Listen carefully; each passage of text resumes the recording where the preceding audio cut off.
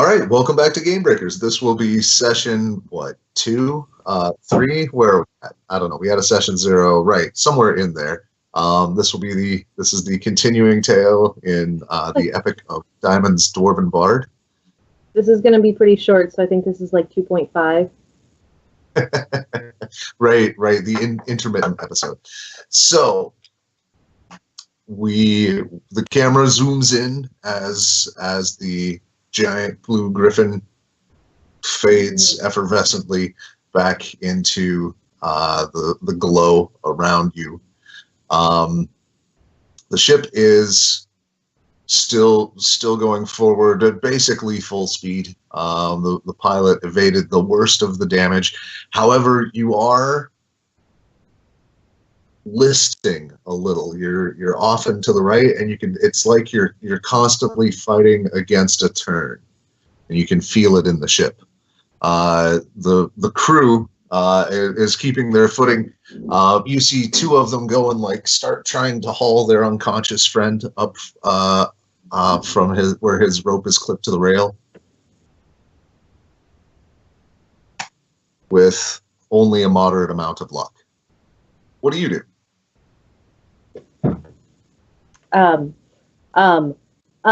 Freak out. So a moderate amount of luck, you said. They're pulling the guy back up. Do we still have the 2 other griffins to deal with? Still a long wait.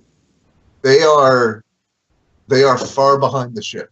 Your ship is moving probably at an equivalent speed. It would be moving faster than them if it wasn't having to continually redirect. They are not really falling behind quickly, but it looks like they're not going to catch you soon. Okay, so first in assisting with pulling the guy up off the edge, and at least checking to see if anyone's wounded, although I don't want another Featherbeard. I believe it's a perception check. I wanted to point out that I have a regular... that they use base perception in this, and have we been using that? Oh, like a passive perception. Yeah, that'll be fun. Yeah. My passive perception is 14. All right, that's helpful.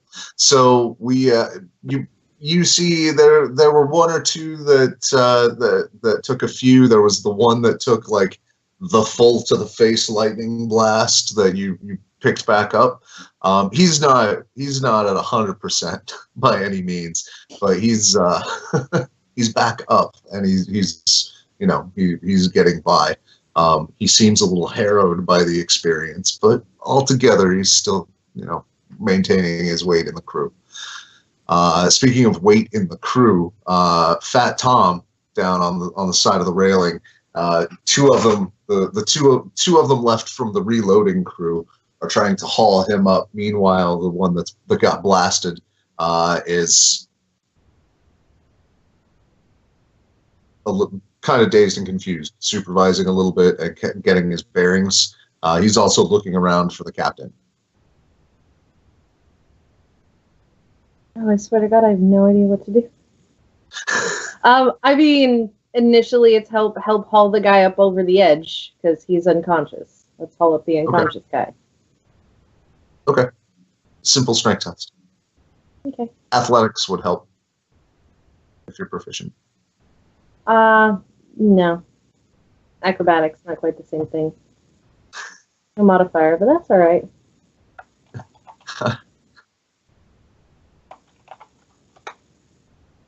Eight. Okay. You help. You're still doing at least as well as gnomes, who are not as well known for their strength as dwarves. And eventually, it takes about a minute, but you guys are able to haul him back up. He's not in good shape. So I'm gonna ask one of the other gnomes. One of the other gnomes if there's a anyone who does medicine on board. I don't know what the language would be, but healer isn't the right word since I'm asking about non-magical. All right. We've got some emergency healing potions. I'll run and get one. Yes. No. Excellent idea. And thank you for all your help. And he dashes off towards the pilot room, the wheelhouse. There we go. I don't know. This is my beard. It's especially bushy around the lips. and it is in no way like capped. You like there's no like every time you brush it, three more. Like they don't go in any given single direction. They're just all over the place. It feels like it's a spell. So I'm gonna I don't know, see if I can pull one out until that probably hurts too much and I cry a little and don't. Yeah, it sucks. It sucks. I have actually done that from live birds. I feel really bad about it. I was also like 12 at one point, so you know. Children are mean. Yeah, not known for decision-making capabilities. So, is looking for anything obvious to do? Maybe go find my cousin or the captain, and like, is there more? Is there more? Are there other things happening? Also, did you see this? I helped. Which way first? You could try to find your cousin or the captain. The captain. Okay. I hope he's yeah. All right. So you saw him walk back toward the wheelhouse, the navigation area. Probably the first place you'd look. Okay. And stunningly, he's there. I mean, he's directing everything, and there are two little gnomes babbling at him in Gnomish. It's a little bit of chaos in there, but he is very measured and controlled about the whole thing. His shiny head is somehow reassuring. Got a shiny face. I going to wait for like hopefully a pause in the directions because the giving of directions is important and ask you know some mashup equivalent of what were those, what happened, are we out yet? Can I help? Can I help? as you kind of wait your turn, the gnome you recognize from the crew you helped dashes off with a little red vial in his fist, and he's going at top speed. The captain gives some quick, firm orders to the two gnomes in front of him. Then he looks at you. Is this a quick problem or a slow problem? When are we out? Are we out yet? Of the cloud. No, we have 6 more hours. My best guess. Are there any more present dangers? There shouldn't even have been that one. That ship had pirate flags on it, and they probably didn't even know what they were carrying. Thank you. I'm gonna go back below decks to my cabiny place. Boy, Bard, we appreciate your help. Be careful though. He makes a little gesture. Yeah, if you have any recommendations, I'll be happy to take them. Yeah. I have seen the occasional problem crop up. I have not been around to see their ends most often. I expect on the other end of this journey that there will be someone who knows what to do about this. But until then, I have at least 6 hours of it. So. True. Though your roommate fared not as well as you, I'm afraid. What happened? Where is he? I didn't get many details. He should be in quarters. I'd suggest you be in quarters as well. Hmm? Of course. But then again, you were already asked to be, weren't you? So I'll mention it again in hopes that you follow instructions this time. Aye, aye. Thank you. For being like 3 feet tall, he's good at making me feel like I did a terrible thing. He's friendly but firm. I mentioned he was bald to remind you of anybody. So So, yeah. Anyway, what do you do? get aloft. I am gonna go to quarters because part of me is worried about the jerk, but the other part of me is like, God damn it, I bet you he moved my stuff. Okay. You get to quarters. The door, incidentally, is a simple like cloth sliding door. Basic privacy, not much in the way of structural integrity. You pull it open, and there is a lump wrapped in a black robe, about the size of, dwarven wizard you bunk with. Yeah, on the porthole side or the not porthole side? He is on the side where you put his stuff. Okay, well that's take little victories, man. So I'm gonna sit down and then I'm going to be like, hey, like on my bed, on my bunk. All right. You okay over there? He turns to you, and he has no face. Do I have to roll a check not to be like half frightened? Totally up to you. Roll willpower with a benchmark. Or wisdom, that is, maybe. I'm gonna say, get my computer to come off the screensaver. There it is.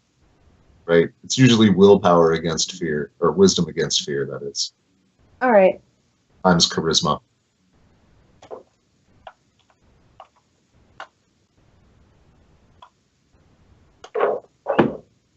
What?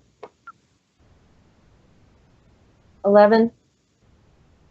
Okay. However, whatever that means to you. I don't like scream, but I probably like. What did you do? Just rolls back over silently.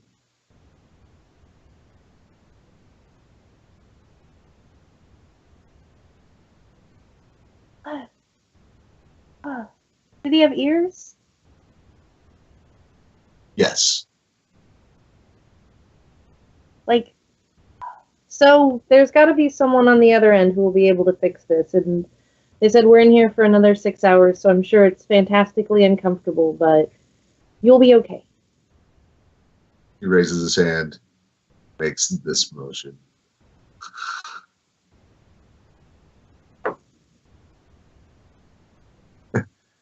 Like you're kind of behind him, and he doesn't look. Yeah.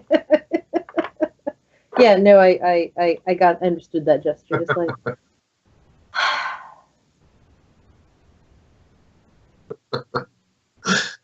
so, God, he really is a jerk. Some people. Doesn't even let you feel bad for him. Tisk. Mock you. Not gonna mock you. Not gonna mock you. I have a face full of feathers. Doesn't want to. God damn it. Ah! Fine. But he doesn't know that, theoretically. Yeah. But still, I have a face full of feathers. If I brought, I'm going to. So.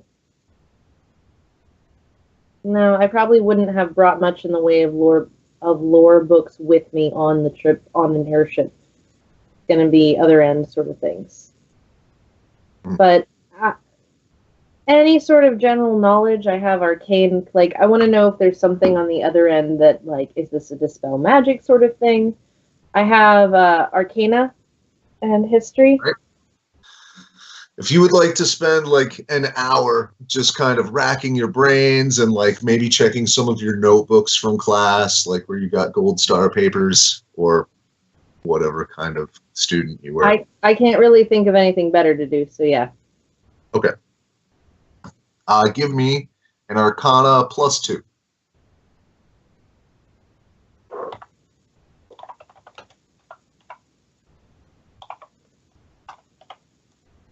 No, that. 14. Okay. So, these things take all manner of forms. They seem completely random. They are mistakes and glitches. There's very little consistency with either what happens or how to get rid of it. Sometimes you have to stab it to death like that griffin. Sometimes it's a trigger event. Sometimes the stars have to align. Sometimes it's a remove curse or a wish spell. There are stories of, I mean, some kind of epic tales of like, oh God, I got screwed up in a magic line and now I have to go on this epic quest to fix it. All sorts of things. But very seldom is it just permanent. Is it just what? Is it just permanent? I mean, unless it's immediately lethal, and that's even that Indian. Pretty permanent. It's not but entirely permanent, right? Yeah. It's just expensive.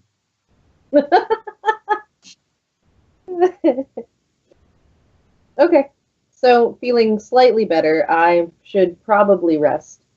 It doesn't seem like a bad idea. I don't know how many of those hit points I can get knocked off, but We go for a short rest, a long rest. Well, with only 6 hours and who knows what else is going to happen, I'm going to try to rest for probably the next 5. Like, 90% of that, whatever the time left is, but who knows what'll happen. Are you going to do your extra restful bagpiping? Yes, but I can do it on a pan flute. Okay. Sorry. just the idea of a bagpipe in a small quarters is just anyway. I mean, I know he deserves it.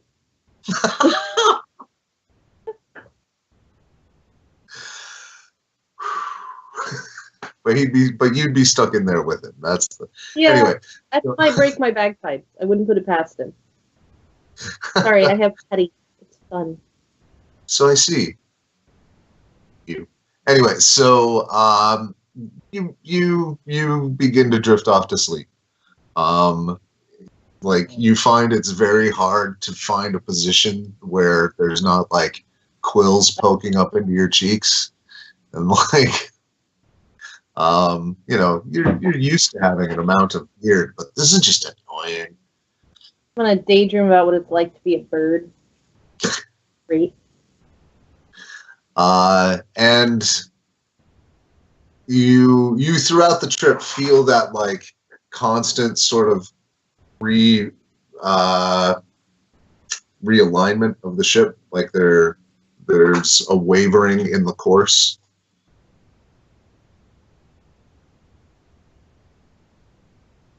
This concerns me, but I don't know what to do about it. So okay, I'm also assuming that the captain knows. The navigators know. This is not my area of expertise. It's true. So it's almost rhythmic over the 8 hour, the 6 or 5. You start with a 5-hour nap, but a 5-hour nap never stops at 5 hours. I don't know if you have an alarm of any type, but we can go ahead and go to a long rest. You feel the after just about 8 whole hours, the kind of weight that you felt when you entered the storm line begins to ease off.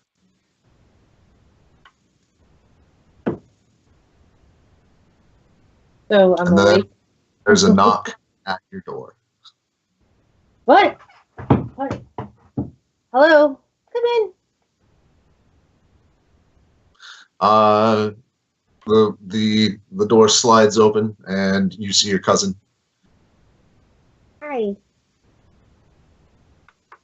All able-bodied passengers are being called into the galley. We have an announcement. Okay. Do I need to break anything? No. We'll filter pit warden in after the meeting. Just let him keep sleeping. So you cut out there, the word you said was all what passengers? Able-bodied. Oh, thank you. That makes so much more sense. I'm definitely carrying like magic stuff with me. I'm being vague. I'm carrying my music. I'm carrying my bagpipes with me because hello, we don't go anywhere without those. And did I regain any hit points for the character sheet? Yeah, as per a long rest.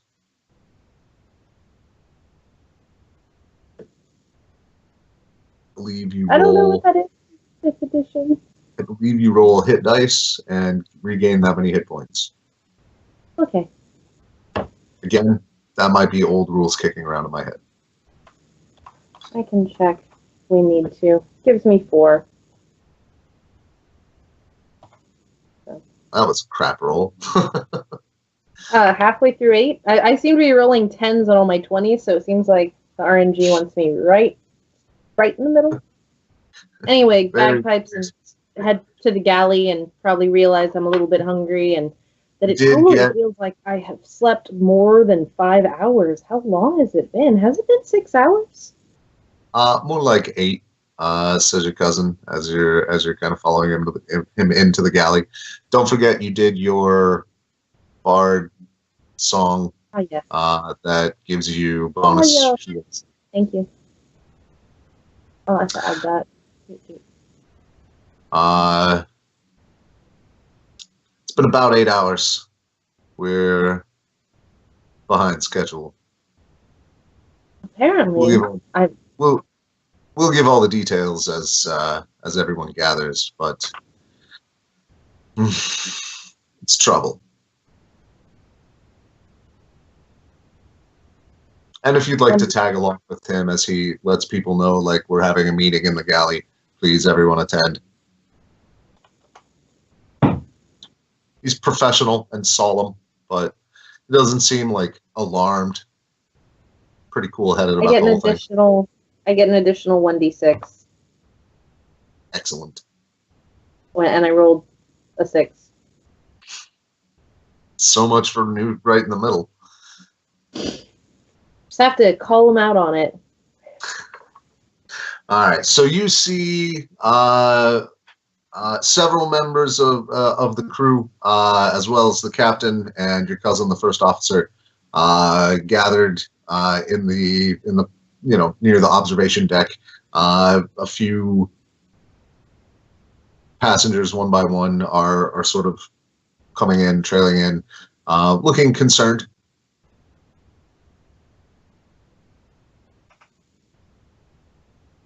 Yes, go on. Okay. Didn't know if you did anything. So if there's food, I'm probably gonna eat some food.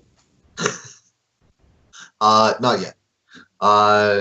It is right before dinner, really. So the captain at the front says, "I have an announcement to make, and it's not good news." So, as most of you, I'm sure, have noticed, we've had to make course corrections every 37 minutes constantly over the last 8 hours since our encounter with the anomaly. Part of our steering system was damaged in a collision underneath the hull, and we don't have the parts or the pieces to fix it right now. It requires serious repair and can't be done while we're traveling. Meanwhile, the extra distance traveled, that was necessary because of these course corrections means that we are partially off course and that our fuel reserves are being taxed more heavily than was planned. We have no ready solutions for this. The current plan is to hold course and keep an eye out for rogue islands or errant bodies of land where we can dock, enact repairs, and perhaps gain stores of fuel. We will keep you apprised on our progress. Don't worry, we're doing everything we can to keep you safe. Does anyone have any questions? Most everyone kind of sits there stunned. What do you do? Do I know what kind of ship? Do I know what kind of fuel an airship uses typically?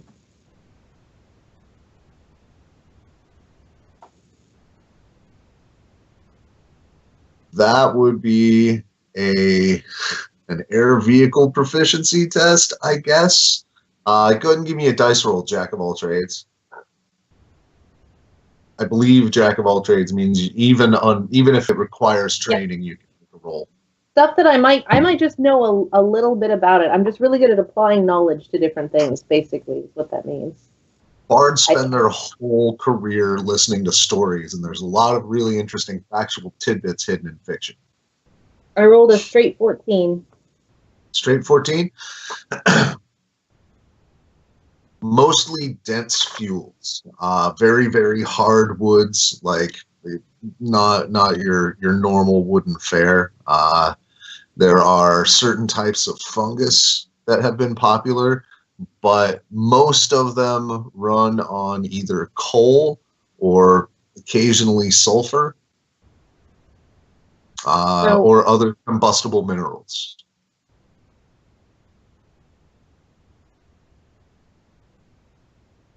We can't use magic fire because we're in the stupid anti-magic place.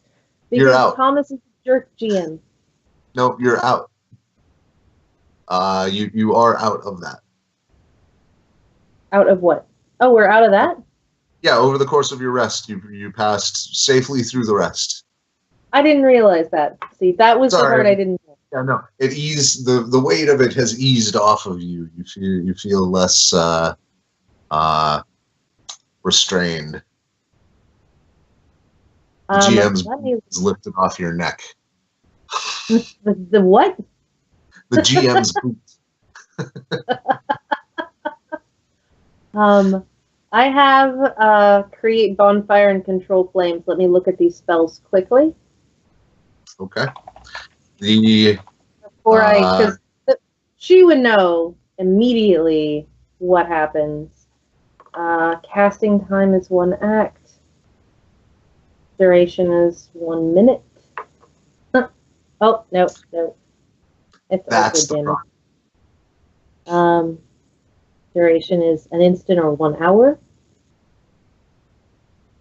So I'm still going to talk to them about it. Okay. Like, I'm not going to do the any questions thing, because then that gets just having it be in front of a room full of people. But also, if we had full fuel reserves, how much longer, how much further is it? It's difficult to tell, as we're not certain yet exactly how far off course we are. We know that we have missed our first landmark, which means we did not compensate correctly for the damage that was done. Hopefully, we're close.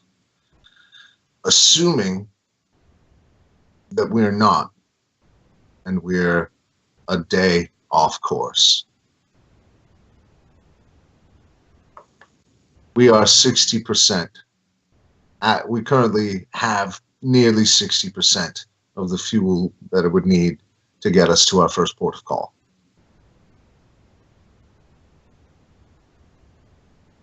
Any suggestions, ideas,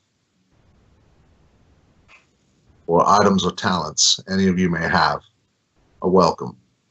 If you think of anything, please feel free to approach me, my senior staff, or any of the crew. I'll wait Thanks. till people disperse a little bit. And the good news, since we're trying to cut weight, double rations for dinner tonight, and we're breaking out all of the booze.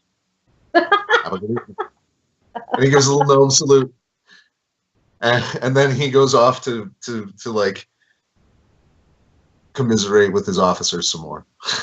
And Okay. people are a little confused about whether to be excited about like fantastic food or terrified about impending doom. Yeah. A poorly timed lurch of heading renavigation comes as he is left, and people start to sway a little more toward impending doom. Oh dear. So I can do that thing. That requires fuel. What about? Well, I'll tell you what. While you research, we're going to take a quick break, and I'm sure we will have fantastic ideas and solutions when we come back. So, the group disperses. Dinner is delicious. You can see the cook put extra effort in. I'm Crew is absolutely doing their best to make everybody really calm. going to eat the food, but only a little bit of the booze because, I mean, I'm a dwarf. We're going to have some, but need to be in my right mind here. Right. It's just good for your digestion. Absolutely. It's like limoncello. Just beer instead. So, dinner disperses. What do you do? I'm going to go find he said captain or first mate, whichever one I can happen to find first, and go speak to them. Okay. They're in the wheelhouse. Okay, so there. You can see now that it is the they are in full magically active mode. There are like illusory displays up of like damaged sections of the hull, and also some like looks like camera angles that are way zoomed in. Looks like some amount of like magical scrying. Totally going to come in with the slow camera and just like stare across and awe at it and see if I can't like, oh, this is interesting. What can I potentially learn from this? And there is the floor lighting is a dull yellow light. It's a little agitating. And your cousin is there looking at the screens. Yes. Hi, He says, I have what? He says without turning around.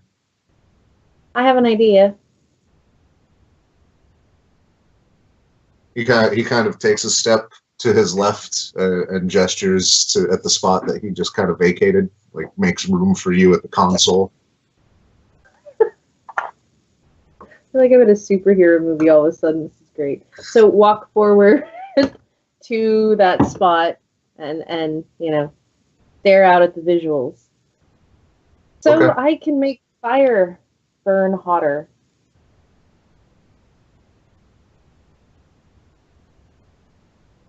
I see. How much hotter? Double?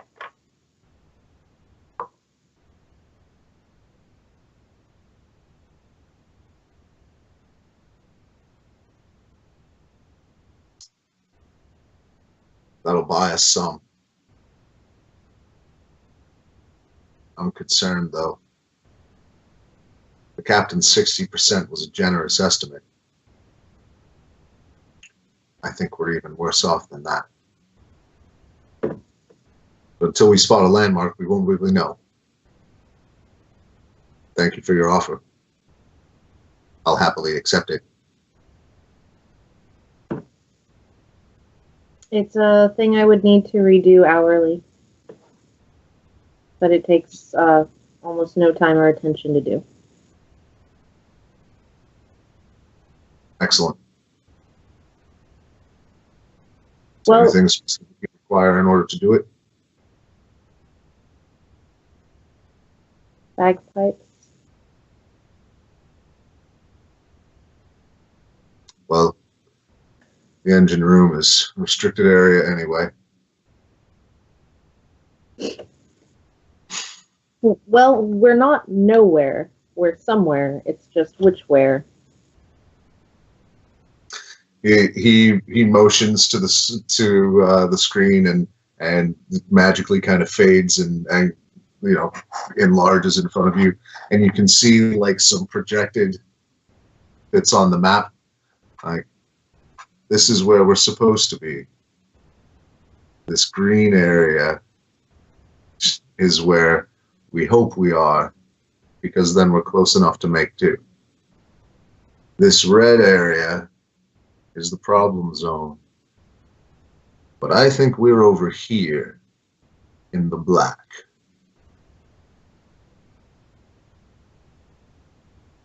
Is there any land that you know of? Do the maps have anything already over there?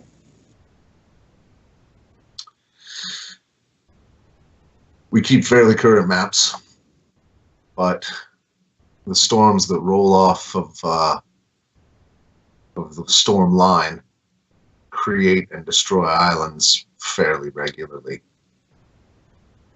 Others are intentionally hidden off maps. We'll keep our fingers crossed. Roll history for stories of specific places in this area of the world. Okay.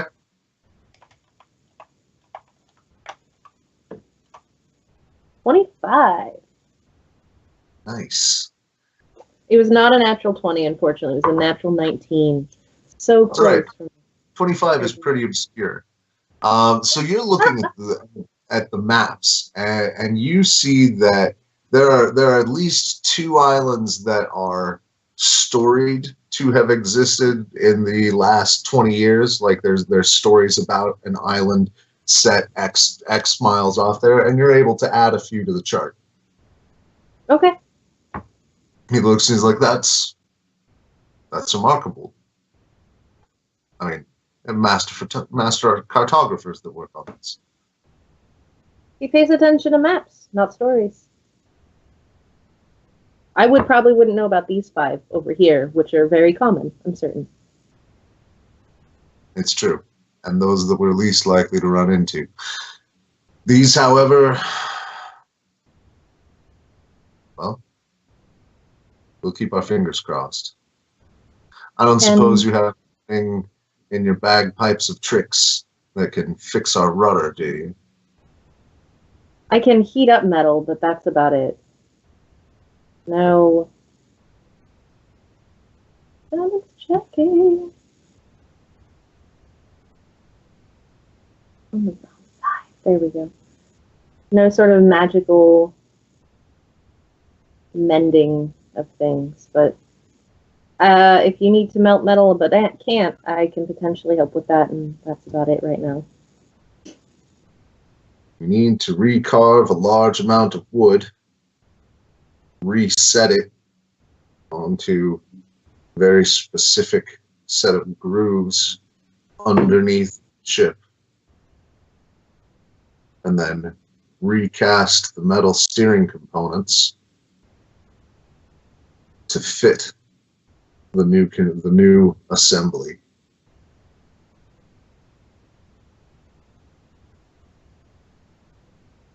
It'll be time intensive. We can't do it while we're still moving. I mean, not safely. They're not built to be able to do that. There are potentially ways to do it with magic, but not ways that I have that can also keep us all afloat while we're doing that, and they also would be time intensive. But my pause while I look up his name. But Hargrid Pitwarden is also a sorcerer. He might also have some tricks.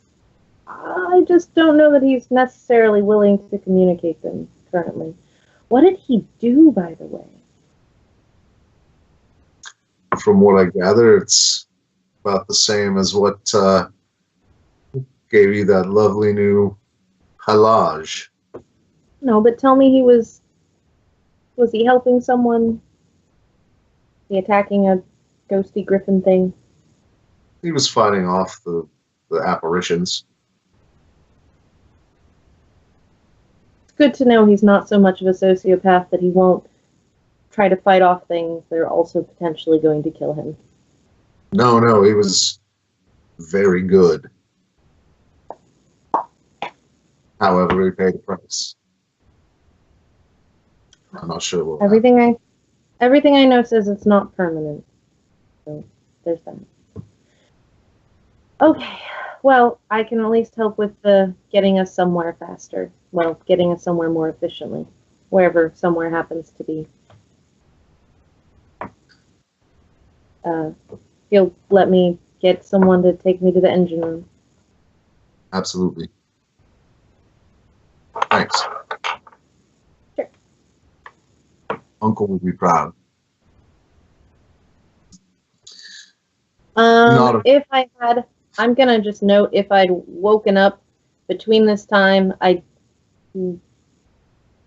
want to have there be a time to write into the. That was weird. To write into the little bard book. Okay. Like, I have feathers in my face, and maybe we're lost off course, essentially. I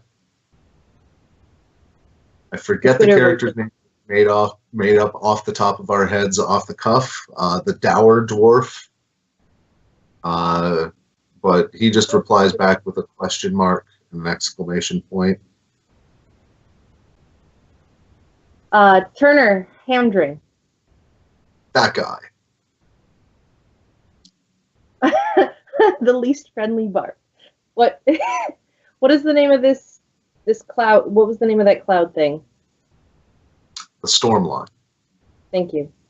In the Stormline, we fought griffins, and now I have a beard made of feathers. But we're listing off course. Don't know exactly where we are, and running out of fuel. Exciting with like 5 exclamation points. Best vacation ever. Exciting's in Dwarven, the rest of it's in Common. He writes back, by fighting, you mean using magic like an idiot. And you're the elven friend in the group, I believe a druid, right? We had a white mage and a war mage. Elf and half elf. Ah, right. The elven white mage writes back, how far off course? I can effectively answer that question because I was just there and got a range. And it's like, well, either bad or really bad. Right. And also the, and Hagrid has no face. Hagrid has no face, and I got 3 thank yous from the gnomes, and now I'm going to go make fire hotter. Is there a little bagpipe symbol? I'm gonna draw a little bagpipe symbol in there. Got it, like an emoji for a bagpipe. It does transfer like simple drawings as well, which your war mage comes back with, and just like like I see what you wrote. Here you go. Yeah. And Hamdring was the only one who knew your cousin. Ha! Meanwhile, the white mage is like basically says, "Keep sending news. I'll hit the library and see what I can find." Cool. I would also, in the big bard book that actually attaches to the college, the more polite version of went through storm, fought griffins, had this specific effect. We'll write more later. Because the science bit. Right. Because it's important to report those things. An Arcana check, just to recall and put it into an academic framework. You know, okay. Library worthy, something they'll reference for generations. Can I get a bonus considering that I, was just writing this in school, not 3 days ago? Because 3 years later is when it's a lot harder. Not 3 days. I rolled 20. I must be fine. You rolled a natural 20? Brilliant. No, I rolled a 17. My bonus gave me 20. All right. So if it was a natural 20, you would know. It is well-crafted, cogent, analytical, doesn't overreach. Not a lot of your, own personal flavor in it, but, it's a report. That's the idea. Is more lore. Somebody's doing it. Right. Create content. Publish or perish. And then onward to the engine room. All right. Where you see a gnome in a just like complete face mask and giant goggles, stoking a fire with bricks. Looks like ingots of, I don't know, give me a nature check.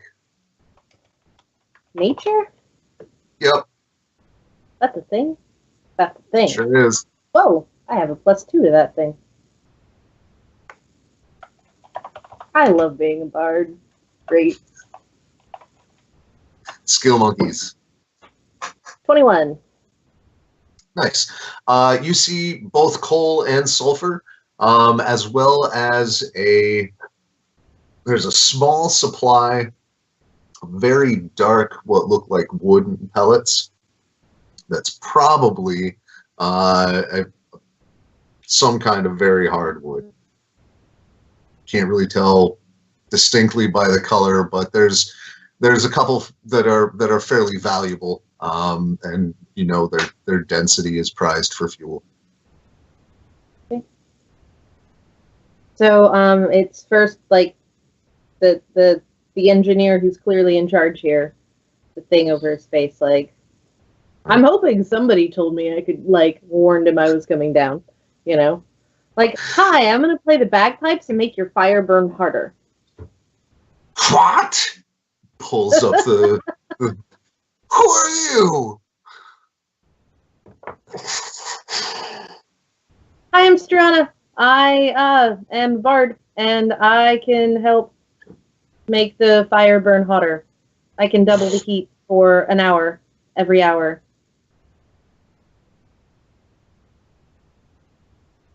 He bends over and starts doing, like, math in the coal dust, like, just like the dirt and grime on the side of the furnace with his big, giant, like, massive heat-proof gloves. He comes out with, like, some formulas and a lot of weird gnomish dwarven hybrid letters, and I don't know, be a good math student. Like, turns back to you. That'll be grand. Does that work? He starts like separating out the fire, and he points to one, and he just gets right to work. Okay. It's a massive round tube of a furnace, and you can feel underneath you there is just a rhythmic pounding, like pistons or turbine or some sort of massive machinery just beneath your feet that you can feel through the floor. And this place is hot, like hot. Like, yeah. Yeah. Like wild rice cooker hot. Yeah. So, yes. Anyway, bagpipes, still. I only need to cast it and then it'll last for an hour, I think. Yeah. Okay. He also points over to a wall where there's like a smock, a set of gloves, and Yes. like goggles and a mask. Do my best to make those things fit on me. In Gnomish, Dwarven, Elven, and Common, it says safety equipment required in engine room. Whatever fits. Okay. Yeah, there's a few different sizes, and most of them are fairly utilitarian. You just tie them in different places for different races. You know, the apron folds up for gnomes. I don't know. Gnomish utility. Since I have a range of 60 feet, I can also stand as far away from it as is going to be possible in that small room, Okay. which is probably what I'm going to do. And play the bagpipes at a fire. All right. So, playing the bagpipes with the gloves and a mask on is going to make a disadvantage. Well, I mean, not the mask. You don't need to see it, but I can pull up the mask. I mean, like access to your mouth to blow into the pipe. I thought he had like a bandana on. Is it a breathing mask? It's big. Yeah, no, it's a big like kind of wire mesh and cloth contraption. The way you were doing that, I thought it was a bandana, which would be fine because I could just sit underneath. So no, I'm not going to wear the mask, which is a terrible idea. I'm aware.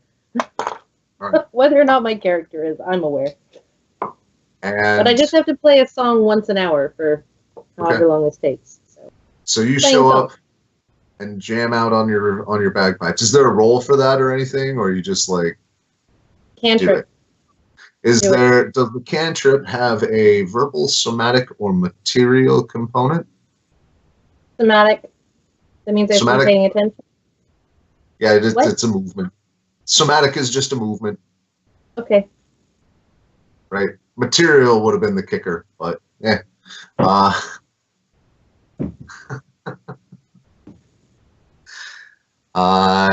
And you see, after just a moment, he like pulls from his giant utility belt a set of like coiled earmuffs and like claps them over and gets back to work. As the fire pretty much instantly just jams straight up. He with a giant paddle leans way back and is separating it out into pieces to make it, heat evenly and at different temperatures. Very precise. Like he knows exactly what he's doing. After a certain point, he pulls from another portion a mask that unfolds. He slaps it down over him, and it's more like a giant welding face mask that's it attaches right onto his headlamp. I'm impressed by gnomish ingenuity. And I had a question, I lost it. All right, so there's about a day-long bagpipe montage.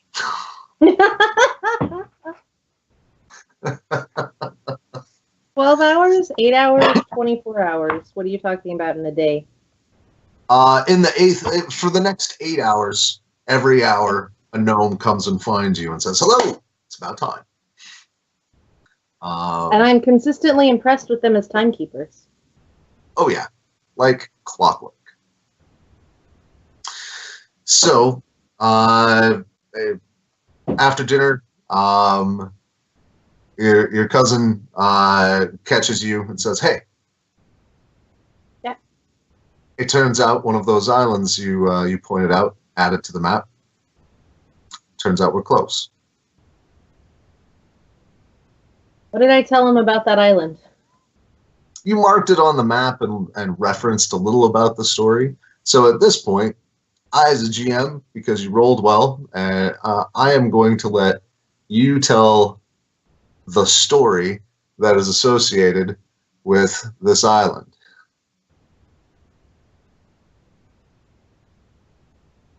My brain immediately goes to like the Odyssey, which is a terrible, terrible idea. Go on. No, I'm not ready. I'm not ready. One little cyclone. What? Give me a second. This is One gonna little be a. cyclone. Maybe a siren. I mean, whatever. Give me a second. I have an idea. Okay. And he asks you, incidentally, specifically, he said, what else do you know? If you could come join me, and I'll take some notes, and if you could tell me anything you know about this place that might help us.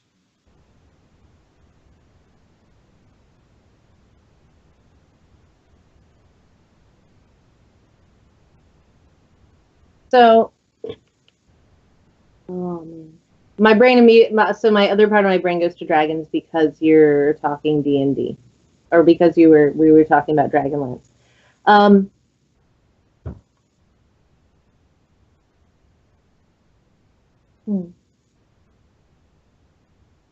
Island with a whirlpool, making it very difficult for like a potentially magical whirlpool, which makes it very difficult for ocean-bound ships to get there, which is why it's not really on the map. Okay. That makes sense. What's on it? Let's see. Rumors. Let's see. Strange creatures of some sort. I don't want to say dinosaurs or dragons or anything specific, but like the platypus version of a what the hell does that do? But clearly works to its niche. Like this is ground parrots or something, you know? Ground parrots. Have you seen them? They're great. Terrifying. And something there's poisonous, something with spikes that's poisonous. Not blackberry brambles or exactly that sort of thing, but more like, have you seen star nettles?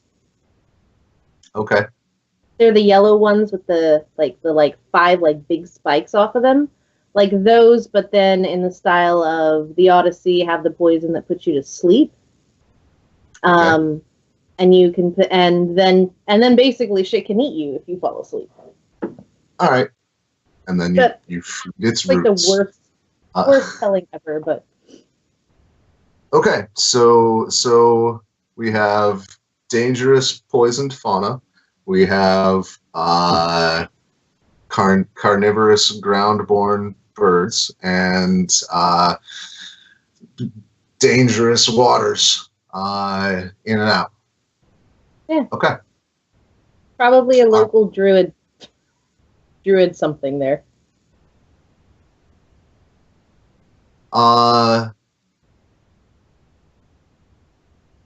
There was once a story of a mad druid entombed there. We'll go with that. Okay. So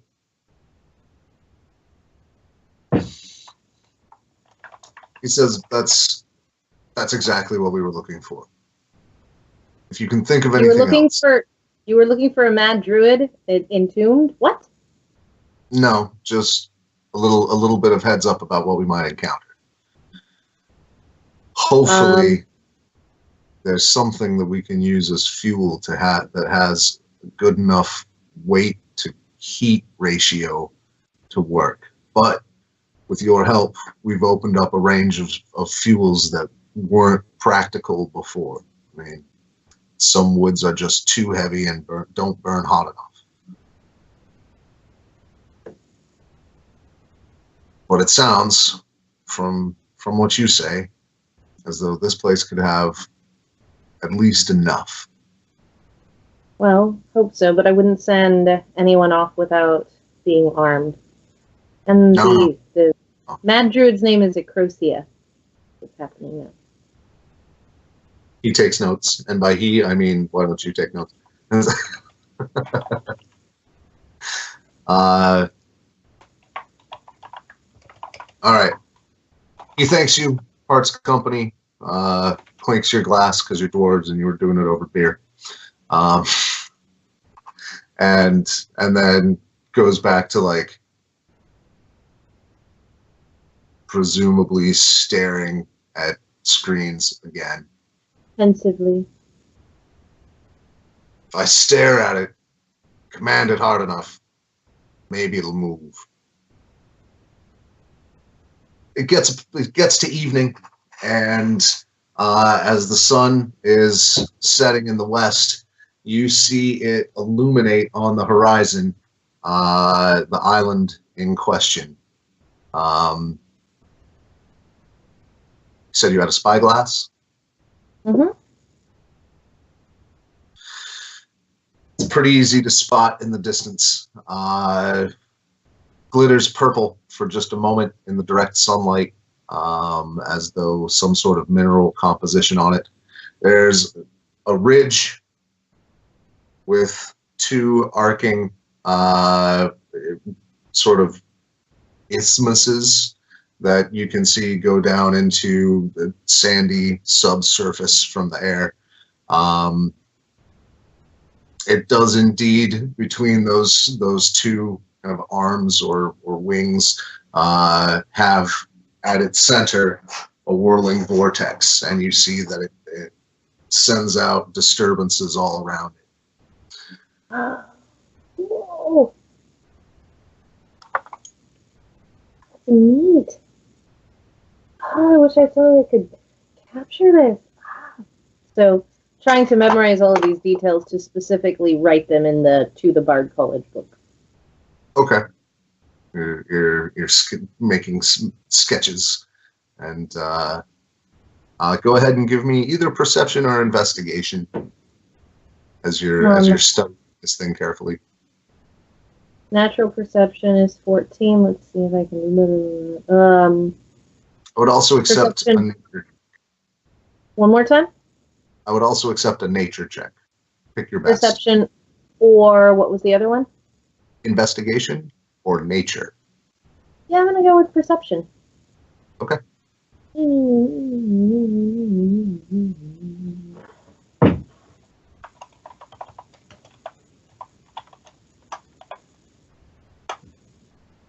I rolled a natural 1. I mean, it got the 5 is the total score, but there was a crit fail there. So yeah, I don't.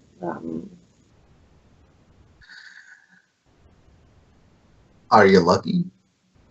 Yep, I'm gonna have to re-roll that. But my brain, I'm talking my brain out of doing the gambler's fallacy right now, which is really what it wants to do. Like, no. Might as well call it the gamer's fallacy since I don't gamble.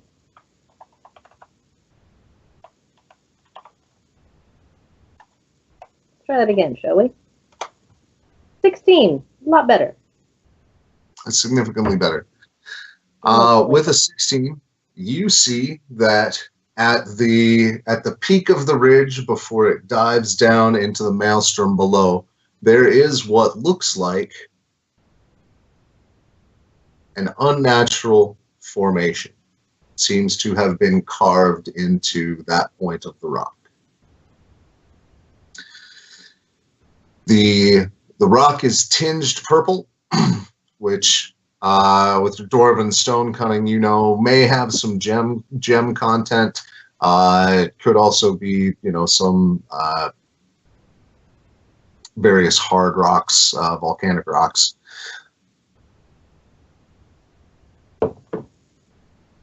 There are patches of trees spread around. You don't recognize their type, and you do see some movement in the sort of outer areas away from the center. Is there anything specifically you're looking for? Anything moving, and anything that I might be able to identify as a fuel source. Anything that looks obviously magically dangerous to me, because I don't know that they have quite the same amount of knowledge that I do. Okay. Not that I'm saying I'm great, just that.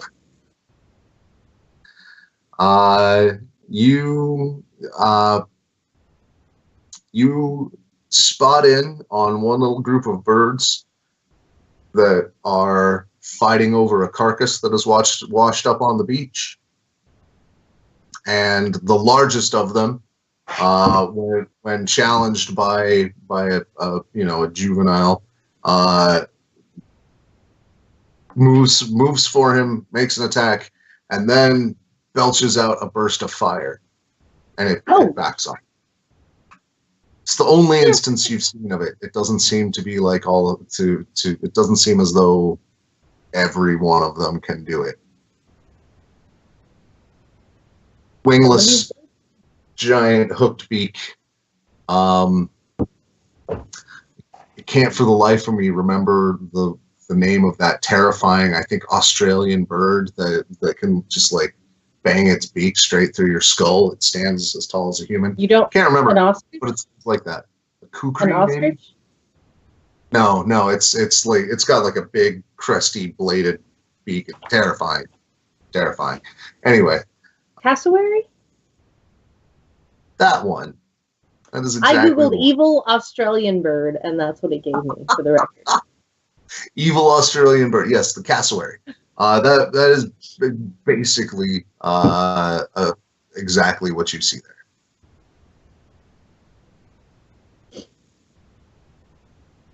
Meanwhile, so writing into the book is some of these birds breathe fire! ! In that weird note in the margin, so that because it's got to make a good story, so that future adventurers also maybe deny it, maybe anyway. Yeah. Right, that part's really made up. So it seems like a really good idea to inform, since my cousin seems to be who I'm talking to about this, go have a conversation with him. Okay. He is out on the prow with that gnome with the spyglass that you accosted early on in the trip. And they're having a conversation in Gnomish. So there's just a walk up and say, "Did you see it breathe fire?"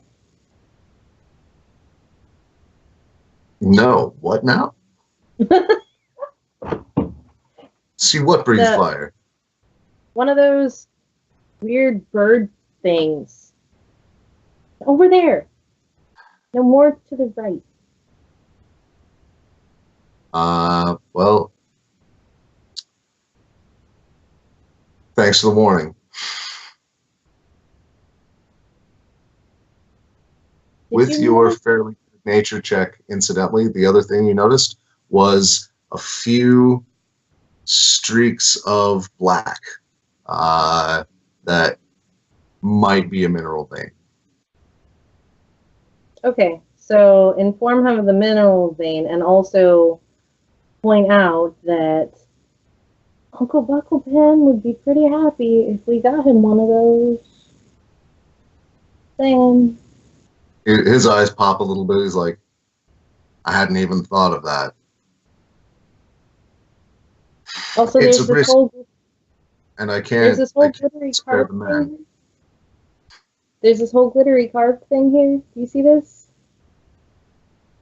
I mean, I bet there's some sort of treasure in there. If we're lucky, in the short term, those veins are coal. But while we're mounting expeditions in there, if you want to check, I'm not going to stop you from wandering. I can't lend you any men. Can't let anybody get killed. We're on a tight crew as it is. But fire-breathing bird. You're right. Uncle Bucklepin would love to get especially one of the fire-breathing ones. Dangerous animals are the best, and if it has some sort of strange ability. Oh. The other thing I'm thinking is, depending on how it makes fire, maybe those things could help us too. Well, Targrid, he helps Targrid too. Probably rude to start calling him Targrid No Face. It's already caught on with the crew. There are worse things. Love their names. There are worse names. No, gnomes love their names. No helping it, really. Yeah. You've caught one too, just so you know. Featherbeard? That's a rough translation. So There are still worse names. it's true. Well, thanks for your help. And he goes back to looking through the spyglass, as does the lookout, who, after a few more words in Gnomish, runs back to deliver a message. It seems. The airship crests in. You can see the maelstrom as you're coming in goes hundreds of feet down before you kind of lose sight of the base of the cone. Any suggestions on where we should land? I mean, we have to have an amount of space if we're going to make repairs work. So it's going to be the easiest open space near the coal veins. What we hope are coal veins. Well, also, do they have to actually land the airship? Can't they send down essentially a lifeboat? No, not to get repairs. Oh, okay. I didn't know. So we have to we're going to actually have it down relatively low to the ground. It's not actually going to touch down, but we're going to need to have access from underneath and have the ship still. Okay. So then it's going to be closest to that coal vein. I would recommend not near where it looks like they might be nesting, because they seem to be hanging around. And probably not near anything currently dead. Well, I like your idea about the lifeboat. And it means that we can send an expedition party to the coal to at least check out what it is. And in the meantime, we can land in a safer spot. I think out towards the wings, even with more birds out there, we're well armed, and I don't think they'll attack a group of us. They don't seem intelligent, and thus I don't think hostile outside of a predatory nature, and that's easy to frighten away.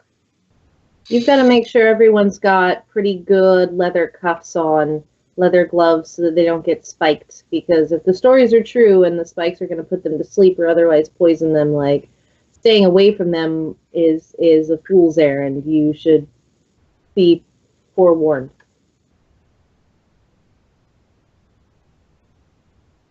Did I just hear you volunteer to lead the expedition? I hate you a little bit. A little bit.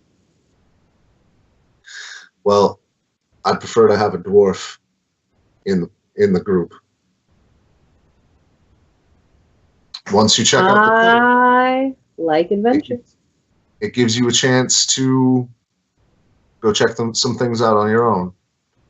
Yeah. And I'd prefer that the ground team have your counsel. Let me get suited up. Excellent. Do you have any clippers? I don't have any clippers. It would just be easier if they were shorter. He looks at one of the gnomes. You there, shears. He pulls it off of his tool belt. Here you go. Thank you. So I'm going to try and clip it down a bit, you know.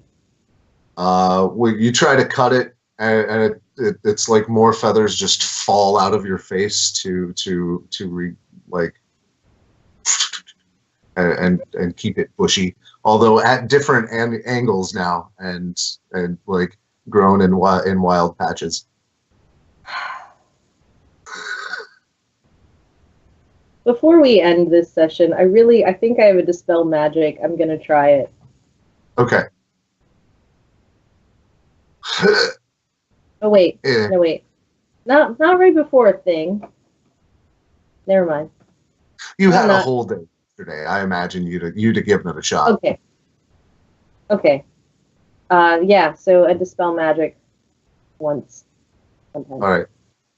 No, nothing. And when you try it with the shears, like you try to clip especially around your lips, and it just gets. That's uncomfortable. Yeah, It's like up in a nostril. Do you have any oil? At least oil them. It just makes them smell like oil and makes your skin greasy. Doesn't This is make I had all day yesterday. This is the stuff I would have tried, right? Right, you just stared. Right, you went through, played the bagpipes at a fire, and then went and stared at a mirror and was like,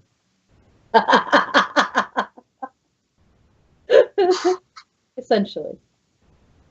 all right. That's essentially correct. So the airship curves in. He says, well, if there's anything you need to get ready, crew will be gathered in 15 minutes.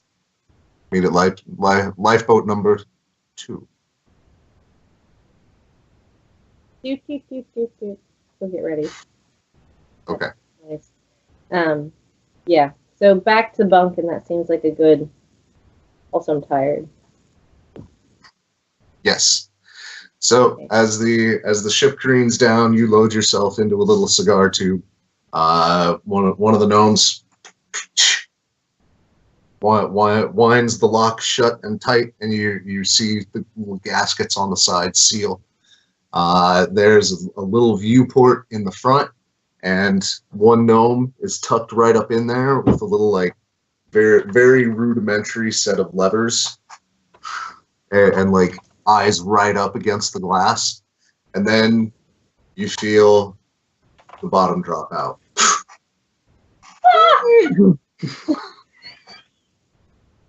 It's a fair ride. Great. I'm sure you strapped in, because you're not dumb. It's about 300 feet of terrifying drop. And then you feel the inertia just shift.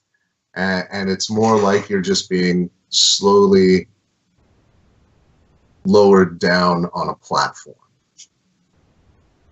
And then crunch, roll, crunch.